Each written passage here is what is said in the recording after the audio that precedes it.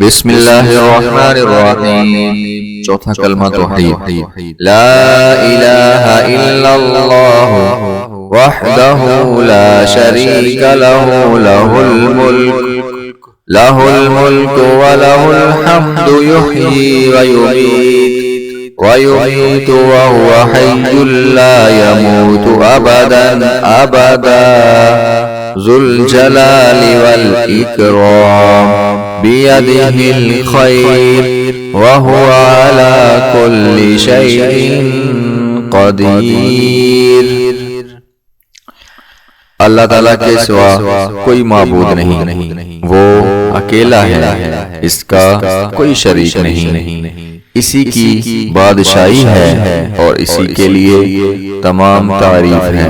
وہی زندہ کرتا اور مارتا ہے، اور وہ زندہ ہے ہمیشہ ہمیشہ کے لیے، اسے موت نہیں آئے گی۔